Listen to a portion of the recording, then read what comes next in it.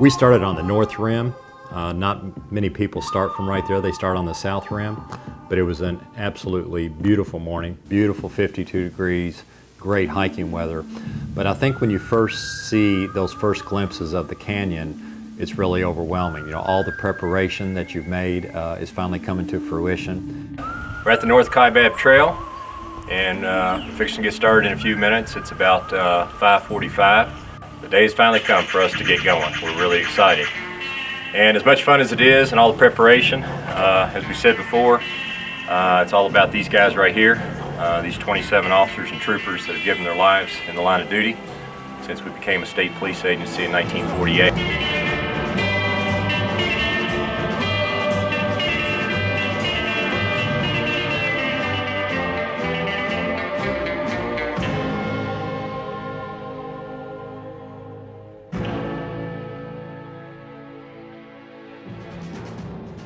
So we knew we were ready, and it's just that anxiousness in we want to get started, we want to put our packs on, and we want to start down that trail. And what we found happening is that, you know, every 100, 200, 300 feet, we were stopping to take video or to take another photo. You know, we weren't even a half a mile down the trail, and we'd already shot dozens of photographs. So finally the joke was, if we don't get started, you know, we're going to be down here for days. But the beauty that unfolds is just incredible. A lot of people who hike the Grand Canyon or think about hiking the Grand Canyon think about how difficult it is to climb out, and that is difficult. But what a lot of people don't know, it's much more difficult going down on your body. I think our cardio, and we normally run as a matter of our fitness program and things at work, but you have to get acclimated to 30, 35 pounds on your back, and then that's an extra strain, and then you think of going downhill as being easy, but it's quite the opposite. Going down was much more difficult than actually climbing out. Because the first 3 miles from the North Rim, we experienced a decline of 30 degrees, which is an incredible descent. So it really takes its toll on your knees and hips. People don't realize that. Look at that trail. Well, I think the immensity of the Grand Canyon is overwhelming, and you think you know how big it is, but once you start getting down inside of it, and you realize really how inconsequential you are in comparison to your surroundings. We are somewhere between the Supply Tunnel and Roaring Springs. And as you can see, it's a treacherous spot. We just did a little bit of uphill, but now we are on a very narrow ledge, which, if you can appreciate this, I don't know how high we are up, but one false step and not pretty. You know there's inherent dangers there. We prepared for rattlesnakes, scorpions, and not to mention a slip and fall, an injury, and there are areas where the trail's no more than 4 or 5 feet wide, very jagged, and one fall you could literally be hundreds if not thousands of feet straight down. Pretty rough terrain, man. We hiked about 18 miles that first day to get to Phantom Ranch, and in about the middle of the hike, the main trail is about 15 miles long. We veered off about 1.5 miles and went to this place called Ribbon Falls. It's this 60-foot cascade of waterfalls that falls into this huge pool of water. Absolutely beautiful spot, and we had lunch there and took a swim, and it was a very welcome relief and break for us. Beautiful place. You're back in the back of a canyon. You've got this enormous waterfall. You're totally in the shade. You can get in the water, which we all did, and prepare and get ready for probably the most anticipated and treacherous part of the trip, which is what they call the box.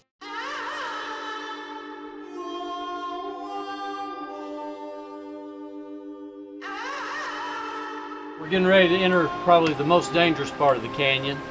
We've been on our feet for a long time with the packs. We diverted to Ribbon Falls, which was absolutely spectacular. But now we enter what they call the box, and this is where the cliffs radiate the heat. They call it like a convection oven.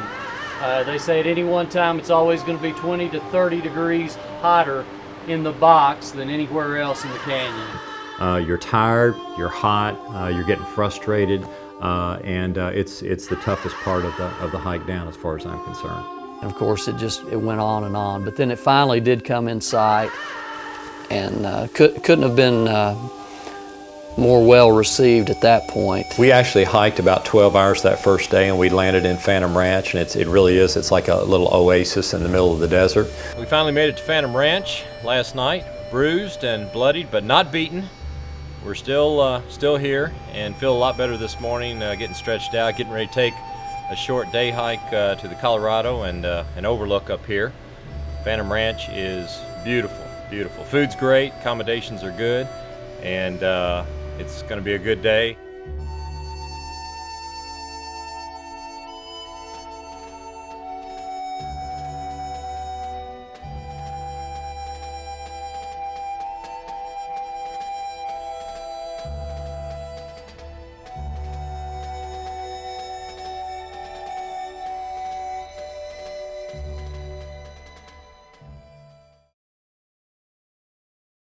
It's 6:02.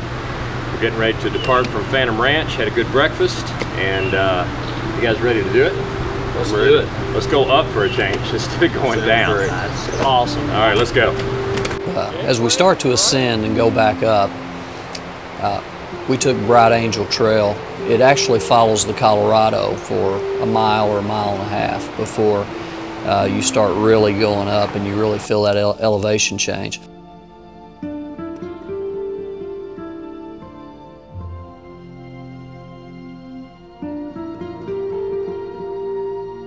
And I think until you get about 2/3 the way into that hike up, you really don't realize the severity of the height change that you have experienced. You gotta love it. What do you think about this? Oh man, this is great.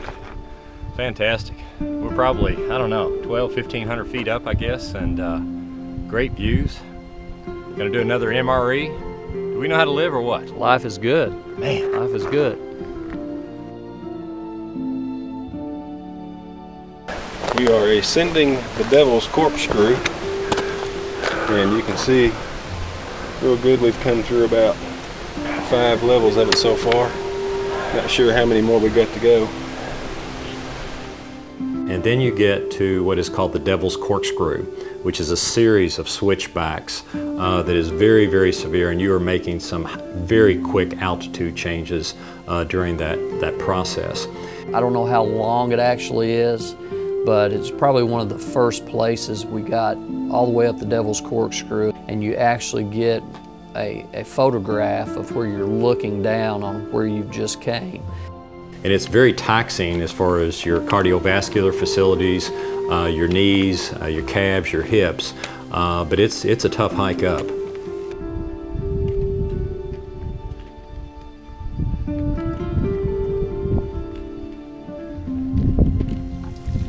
Oh, that feels good.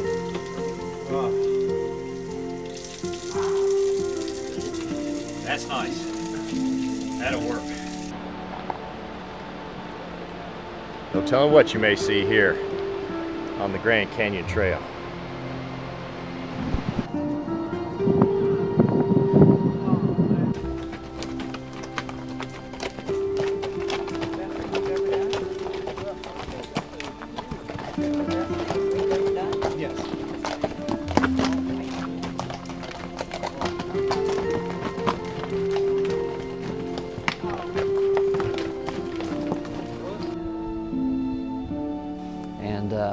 The anticipation built as much as it did when we were getting there to start the trip is that we're going to finish it and finish it right.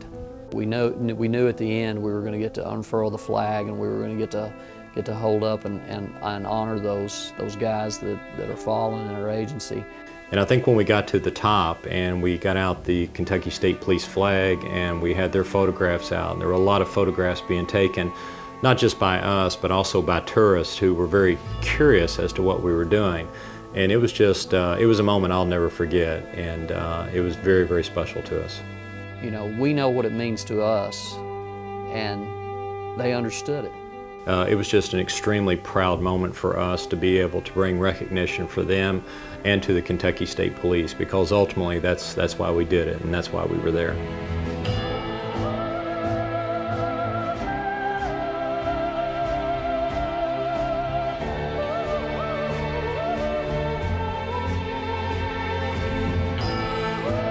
It's about 4:30. We've been hiking for 10.5 hours. Finally made it to the top.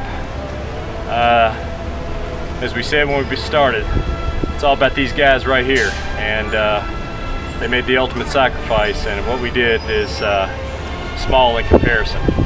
So this is to all those guys and to everybody at KSP, past, present, and future. What do you think, guys? We made it. It's all good. Let's go get something cold to drink. Absolutely.